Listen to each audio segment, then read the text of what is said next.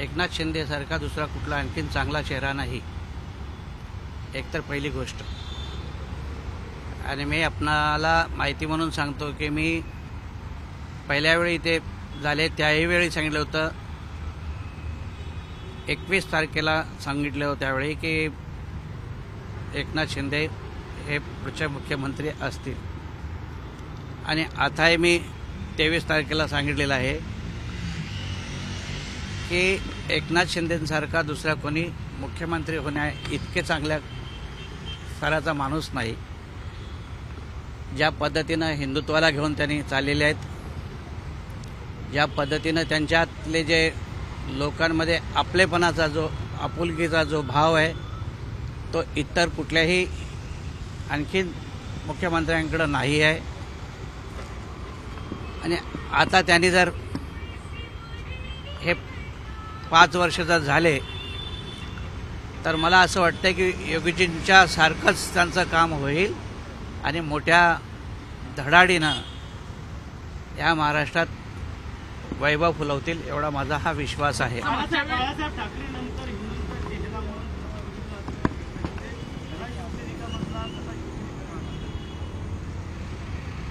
बाळासाहेबांच्या नंतर माननीय आनंद दिघेंच्या नंतर अगर खऱ्या अर्थानं कोणी हिंदुत्व अगर जागृत ठेवणारा व्यक्ती असेल तर ते एकनाथ शिंदे आहेत.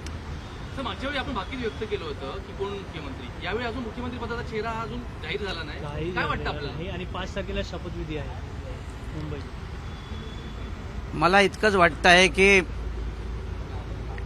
एकनाथ शिंदेसारखा दुसरा चेहरा नाही आणि भारतीय जनता पार्टीने अलायन्सने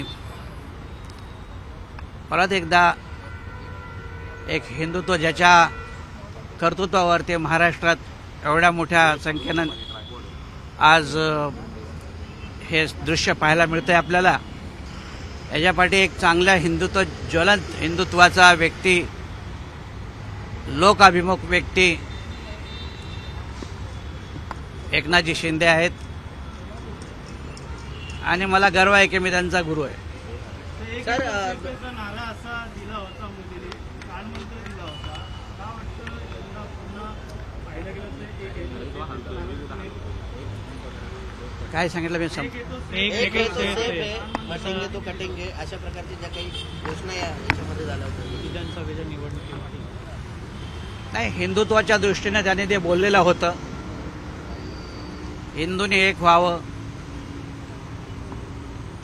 काल भागवतजींनी पण असं म्हटलेलं आहे की 2च्या ऐवजी 3 मुलं झाली पाहिजेत, कारण 2% जर खाली घसरलो तर मग तो आपण नसल्यात जमा होईल. आणि त्यामुळं आमच्यासारखा हिंदुत्ववादी व्यक्ती हे ज्वलंत हिंदुत्वाचं कार्य करणाऱ्या व्यक्तीलाच लोकाभिमुख मुख्यमंत्री म्हणून घोषित करावं असं आजही माझं त्यांना नम्रपूर्वक विनंती आहे की अमित शहाजी, माननीय प्रधानमंत्रीजी आणि भारतीय जनता पार्टीने असा विचार करावा की लोकाभिमुख व्यक्ती एकनाथ शिंदे जे आहेत यांना त्यांनी भरघोस विश्वासपूर्वक मुख्यमंत्री घोषित करावं. आजच्या भेटीनंतर द्वारकेला तुम्ही आमंत्रण देणार का येण्यासाठी? हो, मी देणार आहे. आपली काही मुख्यमंत्री यांच्याशी फोनवर काही चर्चा झाली का? आपण येणार आहात या ठिकाणी? हो, मी निरोप दिलेला आहे. एबीपी माझा, उघडा डोळे बघा नीट.